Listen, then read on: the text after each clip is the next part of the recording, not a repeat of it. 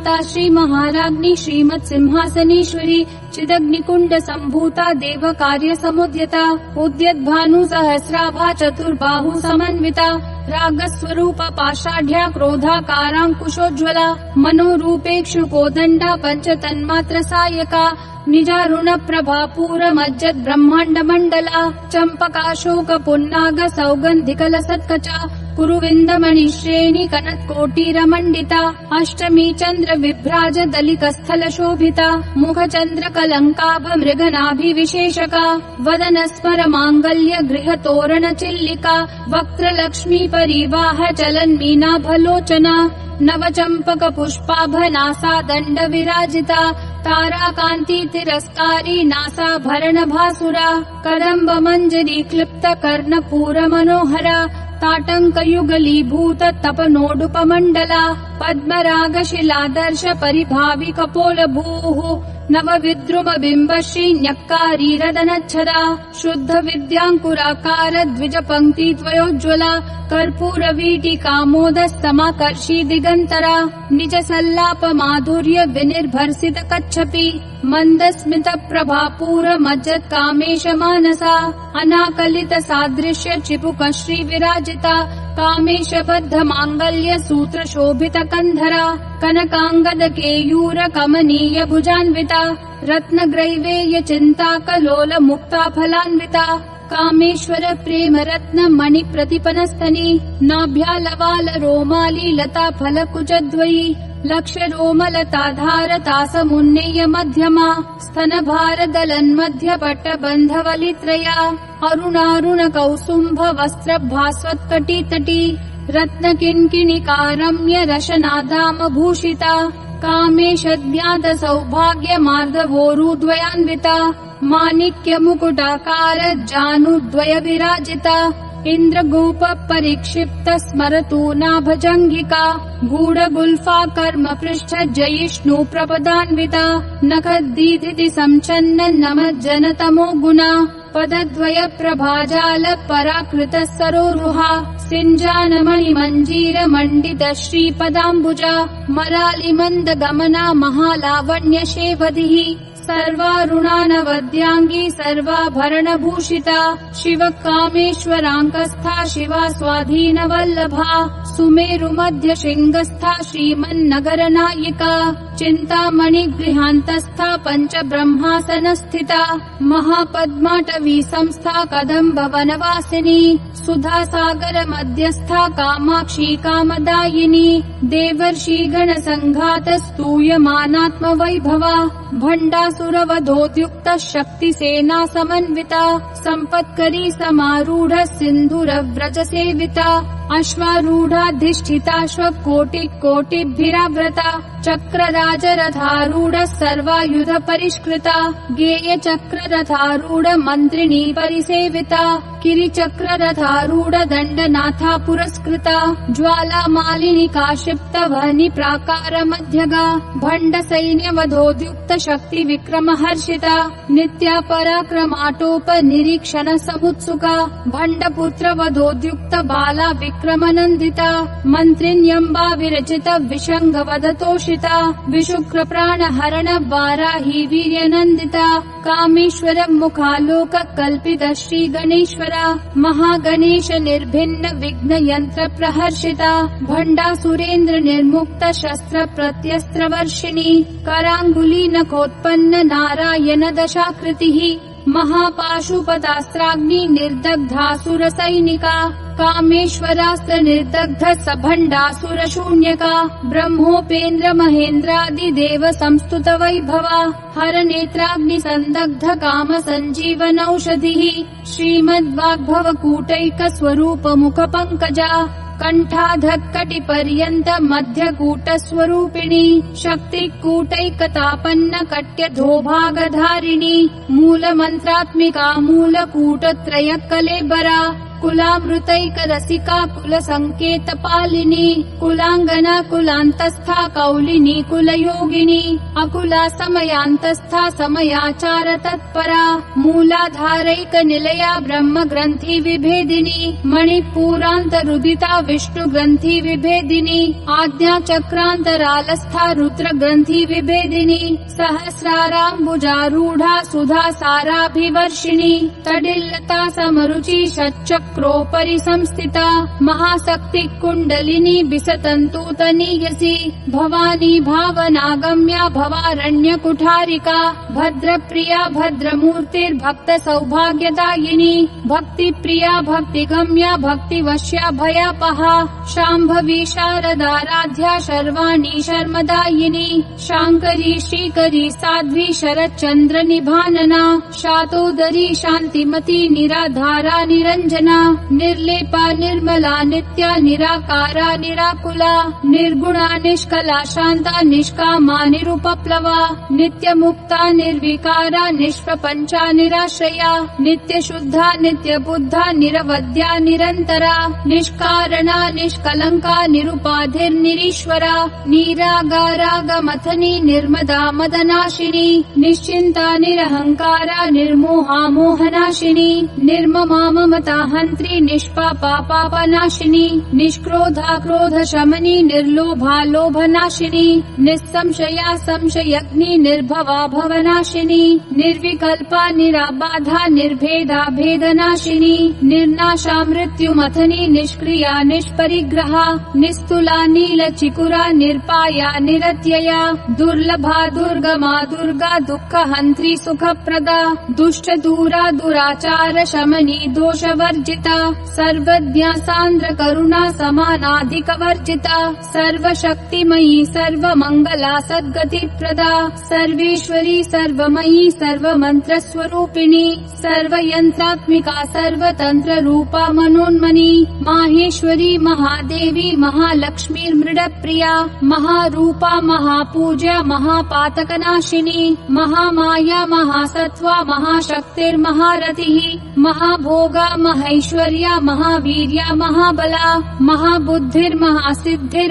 महाबुद्धिर्महासिद्धिर्महायोगेश्वरेश्वरी महातन्त्रा महामन्त्रा महायन्त्रा महासना महायागक्रमाराध्या महाभैरवपूजिता महेश्वर महाकल्प महाताण्डव साक्षिणी महाकामेश महिषी महात्रिपुरसुन्दरी चतुष्षष्ट्युपचाराढ्या चतुष्षष्टिकलामयी महाचतुष्षष्टिकोटि योगिनी गणसेविता मनुविद्या चन्द्रविद्या चन्द्रमण्डलमध्यगा चारुरूपा चारुहासा चारुचन्द्रकलाधरा चराचर जगन्नाथा चक्रराजनिकेतना पार्वती पद्मनयना पद्मराग समप्रभा पञ्चप्रेतासनासीना पञ्चब्रह्मस्वरूपिणी चिन्मयी परमानन्दा विज्ञानघनरूपिणी ध्यानध्यात्रध्येयरूपा धर्मा धर्म विवर्जिता विश्वरूपा जागरिणी स्वपन्ती तैजसात्मिका सुत्पा प्राध्यात्मिका तुर्या सर्वावस्था विवर्जिता सृष्टिकर्त्री ब्रह्मरूपा गोप्त्री गोविन्दरूपिणी संहारिणी रुद्ररूपा तिरोधानकरीश्वरी सदाशिवानुग्रहदा पञ्चकृत्यपरायणा भानुमण्डलमध्यस्था भैरवी भगमालिनी पद्मासना भगवती पद्मनाभः सहोदरी उन्मेष निमिषोत्पन्न विपिन्न भुवनावली सहस्रशीर्ष वदना सहस्राक्षी सहस्रपात आब्रह्म कीट जननी वर्णाश्रम विधायिनी निजाज्ञारूप निगमा पुण्या पुण्य फलप्रदा श्रुति सीमांत सिंदूरी कृत पादाब्ज धूलिका सकलागम संदोह शुक्ति संपुट मौक्तिका पुरुषार्थ प्रदा पूर्णा भोगिनी भुवनेश्वरी अंबिकानादि निधना हरि ब्रह्मेन्द्र सेविता नारायणी नाद रूपा नाम रूप विवर्जिता ह्रींकारी ह्रीमती हृदया हेयोपादेय वर्जिता राजराजार्चिता राज्ञी रम्या राजीवलोचना रंजनी रमणी रस्या रनत किंकिणी मेखला रमा राकेन्दु वदना रति रूपा रति प्रिया रक्षा करी राक्षसग्नि रामा रमण लंपटा काम्या काम कला रूपा कदम्ब कुसुम प्रिया कल्याणी जगती कंदा करुणा रस सागरा कलावती कलालापा कांता कादम्बरी प्रिया वरदा वामनयना वारुणी मदविह्वला विश्वाधिका वेद वेद्या विंध्याचल निवासिनी विधात्री वेद जननी विष्णु माया विलासिनी क्षेत्र स्वरूपा क्षेत्रेशी क्षेत्र क्षेत्रज्ञ पालिनी क्षय वृद्धि विनिर्मुक्ता क्षेत्रपाल समर्चिता विजया विमला वन्द्या वन्दारूजन वत्सला वाग्वादिनी वामकेशी वहनी मंडलवासिनी भक्तिमत्कल्पलतिका पशुपाश विमोचिनी संहृता शेष पाषण्डा सदाचार प्रवर्तिका तापत्रयाग्नि संतप्त समाह्लादन चंद्रिका तरुणी तापसाराध्या तनु मध्या तमोपहा चितिस्तत्पद लक्ष्यार्था चिदेक रसरूपिणी स्वात्मानंद लवीभूत ब्रह्माद्यानंद संततिः परा प्रत्यक्षिती रूपा पश्यन्ती परदेवता मध्यमा वैखरी रूपा भक्त मानस हंसिका कामेश्वर प्राणनाडी कृतज्ञा काम पूजिता श्रृंगार रस संपूर्णा जया जालंधर स्थिता ओड्यान पीठ निलया बिंदु मंडल वासिनी रहो याग क्रमाराध्या रहस्तर्पण तर्पिता सद्य प्रसादिनी विश्व साक्षिणी साक्षी वर्जिता षडंग देवता युक्ता षड्गुण्य परिपूरिता नित्य क्लिन्ना निरुपमा निर्वाण सुखदायिनी नित्या षोडशिका रूपा श्रीकंठार्ध शरीरिणी प्रभावती प्रभारूपा प्रसिद्धा परमेश्वरी मूल प्रकृतिर अव्यक्ता व्यक्ता व्यक्त स्वरूपिणी व्यापिनी विविधाकारा विद्या विद्या स्वरूपिणी महाकामेश नयन कुमुदाह्लाद कौमुदी भक्त हार्दत्तमो भेद भानुमद्भानु संततिः शिवदूती शिवाराध्या शिवमूर्ति शिवंकरी शिवप्रिया शिवपरा शिष्टेष्टा शिष्ट पूजिता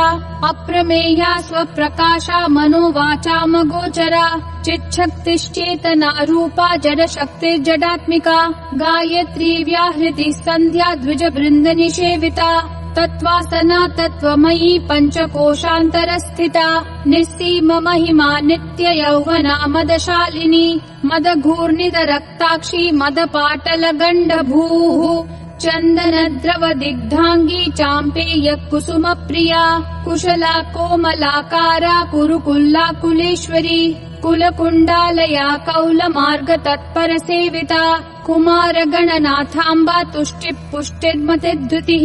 शान्ति स्वस्तिमती कान्तिर्नन्दिनी विघ्ननाशिनी तेजोवती त्रिनयना लोलाक्षी कामरूपिणी मालिनी हंसिनी माता मलया चलवासिनी सुमुखी नलिनी सुभ्रू शोभना सुरनायिका कालकंठी कांतिमती क्षोभिनी सूक्ष्म रूपिणी वज्रेश्वरी वामदेवी वयोवस्था विवर्जिता सिद्धेश्वरी सिद्ध विद्या सिद्ध माता यशस्विनी विशुद्धि चक्र निलया रक्तवर्णा त्रिलोचना खट्वांगादि प्रहरणा वदनैक समन्विता पायसान्न प्रिया त्वक्स्था पशुलोक भयंकरी अमृतादि महाशक्ति समृता डाकिनीश्वरी अनाहताब्ज निलया श्यामा भावदन द्वया दंश्रोज्ज्वाला क्षमालादि धरा रुधिर संस्थिता कालरात्र्यादि शक्त्योधवृता स्निग्धौदन प्रिया महावीरेन्द्र वरदा राकिन्यम्बा स्वरूपिणी मणिपूराब्ज निलया वदन त्रय संयुता वज्रादिकायुधोपेता डामर्यादिभिरावृता रक्तवर्णा मांसनिष्ठा गुडान्न प्रीतमानसा समस्त भक्त सुखदा लाकिन्यम्बा स्वरूपिणी स्वादिष्ठानाम्बुजगता चतुर्वक्त्र मनोहरा शूलाद्यायुध संपन्ना पीतवर्णातिगर्विता मेदोनिष्ठा मधुप्रीता बन्धिन्यादि समन्विता दध्यन्नासक्त हृदया काकिनी रूपधारिणी मूलाधाराम्बुजारूढा पंचवक्त्रास्थि संस्थिता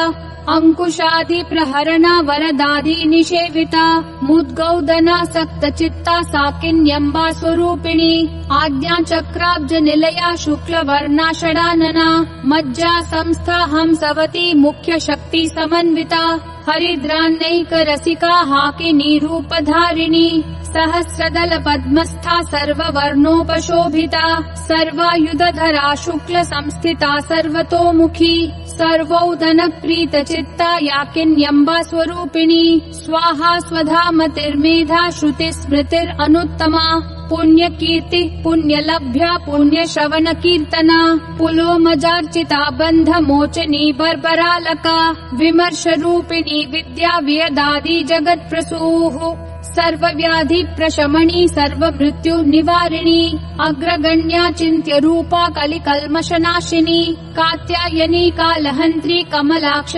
निषेविता ताम्बूल पूरित मुखी दाडिमी कुसुम प्रभा मृगाक्षी मोहिनी मुख्या मृडानी मित्र रूपिणी नित्य तृप्ता भक्त निधिर नियंत्री निखिलेश्वरी मैत्र्यादि वासना लभ्या महाप्रलय साक्षिणी पराशक्ति परानिष्ठा प्रज्ञान घन रूपिणी माध्वीपानालसा मत्ता मातृका वर्ण रूपिणी महाकैलास निलया मृणाल मृदुदोर्लता महनीया दया मूर्तिर्महासाम्राज्यशालिनी आत्मविद्या महाविद्या श्री विद्या काम सेविता श्री षोडशाक्षरी विद्या त्रिकूटा काम कोटिका कटाक्ष किंकरी भूत कमला कोटि सेविता शिरस्थिता चंद्रनिभा भालस्थेन्द्र धनुप्रभा हृदयस्था रवि प्रख्या त्रिकोणांतर दीपिका दाक्षायणी दैत्यहंत्री दक्ष यज्ञ विनाशिनी दरांदोलित दीर्घाशी दरहासोज्ज्वलन्मुखी गुरुमूर्तिर्गुण निधिर् गोमाता गुह जन्म भूः देवेशी दंडनीतिस्था दहराकाश रूपिणी प्रतिपन्मुख्य राकांत तिथि मंडल पूजिता कलात्मिका कलानाथा काव्यालाप विनोदिनी सचामर रमावाणी सव्य दक्षिण सेविता आदिशक्तिरमेयात्मा परमा पावनाकृतिः अनेक कोटि ब्रह्मांड जननी दिव्य विग्रहा क्लींकारी केवला गुह्या कैवल्य पददायिनी त्रिपुरा त्रिजगद्वन्द्या त्रिमूर्तिस्त्रिदशेश्वरी त्यक्षरी दिव्य गंधाढ्या सिंदूर तिलकांचिता उमा शैलेन्द्र तनया गौरी गंधर्व सेविता विश्वगर्भा स्वर्ण गर्भा वरदा वागधीश्वरी ध्यान गम्या परिच्छेद्या ज्ञानदा ज्ञान विग्रहा सर्व वेदांत संवेद्या सत्यानंद स्वरूपिणी लोपा मुद्राचिता लीला क्लुप्त ब्रह्मांड मंडला अदृश्यादृश्य रहिता विद्या त्रिवेद्य वर्जिता योगिनी योगदा योग्या योगानंदा युगंधरा इच्छा शक्ति ज्ञान शक्ति क्रिया शक्ति स्वरूपिणी सर्वाधारा सुप्रतिष्ठा सदसद्रूप धारिणी अष्टमूर्तिरजा जैत्री लोक यात्रा विधायिनी एकाकिनी भूम रूपा निर्द्वैता द्वैत वर्जिता अन्नदा वसुधा वृद्धा ब्रह्मात्मैक्य स्वरूपिणी बृहती ब्राह्मणी ब्राह्मी ब्रह्मानंदा बलिप्रिया भाषा रूपा बृहत् सेना भावा भाव विवर्जिता सुखाराध्या शुभकरी शोभना सुलभा गतिः राजराजेश्वरी राजदायिनी राज्यवल्लभा राजत्कृपा राजपीठ निवेशित निजाश्रिता राज्यलक्ष्मी कोशनाथा चतुरंग बलेश्वरी साम्राज्यदायिनी सत्यसंधा सागर मेखला दीक्षिता दैत्य शमनी सर्वलोकवशंकरी सर्वार्थदात्री सावित्री सच्चिदानंद रूपिणी देश काला परिच्छिन्ना सर्वगा सर्वमोहिनी सरस्वती शास्त्रमयी गुहाम्बा गुह्य रूपिणी सर्वोपाधि विनिर्मुक्ता सदा शिव पतिव्रता संप्रदायेश्वरी साध्वी गुरुमंडल रूपिणी कुलोत्तीर्णा भगाराध्या माया मधुमती मही गणाम्बा गुह्यकाराध्या कोमलांगी गुरुप्रिया स्वतंत्रा सर्वतंत्रेशी दक्षिणामूर्ति रूपिणी सनकादि समाराध्या शिव ज्ञान प्रदायिनी चित्कलानंद कलिका प्रेम रूपा प्रियंकरी नाम परायण प्रीता नंदी विद्या नटेश्वरी मिथ्या जगदधिष्ठाना मुक्तिदा मुक्ति रूपिणी लास्य प्रिया लयकरी लज्जारंभादि वंदिता भवदा वस्तुधा वृष्टि पापारण्य दवानला दौर्भाग्य तूला जरा ध्वांत द्रवि प्रभा भाग्याब्धि चंद्रिका भक्त चित्त केकी घना घना रोग पर्वत दम्भोलिर्मृत्यु दारु कुठारिका महेश्वरी महाकाली महाग्रासा महाशना अपर्णा चण्डिका चण्डमुण्डा सुरनिषूदिनी क्षराक्षरात्मिका सर्वलोकेशी विश्वधारिणी त्रिवर्गदा त्रिसुभगा त्र्यम्बका त्रिगुणात्मिका स्वर्गा पवर्गदा शुद्धा जपा पुष्पनिभाकृतिः ओजोवती द्युतिधरा यज्ञद्रूपा प्रियव्रता दुराराध्या दुराधर्षा पाटली कुसुमप्रिया महती मेरुनिलया मन्दार कुसुमप्रिया वीराराध्या विराड्रूपा विरजा विश्वतोमुखी प्रत्यग्रूपा पराकाशा प्राणदा प्राणरूपिणी मार्तण्ड भैरवाराध्या मन्त्रिणी न्यस्तराजधूः